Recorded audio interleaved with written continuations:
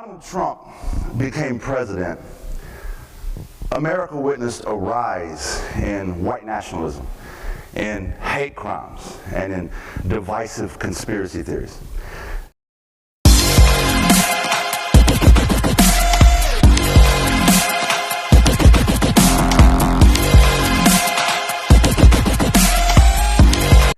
But a lot of people thought that was a new phenomenon, that it was somehow reactionary behavior to Donald Trump's rhetoric and ideology. The fact is, that isn't true.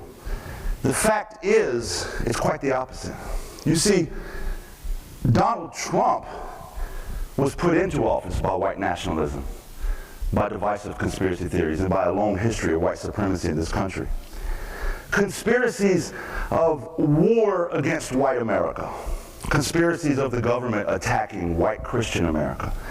These conspiracies have existed in white communities across America for decades. Donald Trump simply provided legitimacy to these conspiracies by using key and designated language in his campaign that caused white America to circle in a shark frenzy and cast their votes. Now, how do I know this? How can I say this so confidently? Racism is so casual, it's culture, and that culture breeds the next generation of white supremacists, and that's what I want to talk about today. I want to talk about that cycle of white supremacy that has yet to be broken. I want to talk about the silent complicity of white America whenever white supremacy is challenged. I want to talk about the ignorance of white America as it pertains to identifying and stopping white supremacy. Because you see, white supremacy is the single most dangerous thing in America to anybody who doesn't look like me. But every time white supremacy rears its ugly head, we treat it like it's a new dog doing new tricks. No, it's the same dog, same tricks. And I'm here to tell you that if we don't change how we treat the dog, it's going to keep doing the same trick. It's going to keep biting. I was raised in the mountains of western North Carolina in a white little neck of the woods, often referred to as a holler.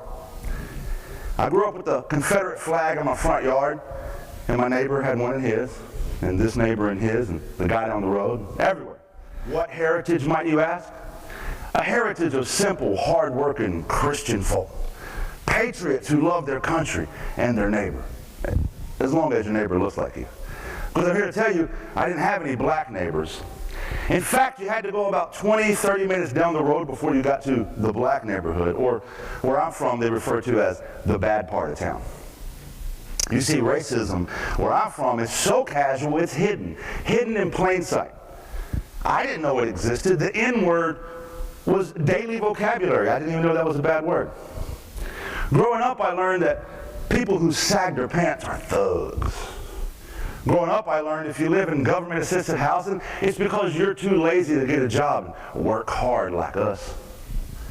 Growing up, I learned that these people get food stamps and sell drugs.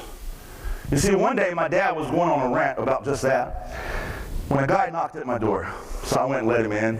The guy went and sat with my dad, handed my dad some money. My dad weighed out the right amount of marijuana. Sorry, ass DJ.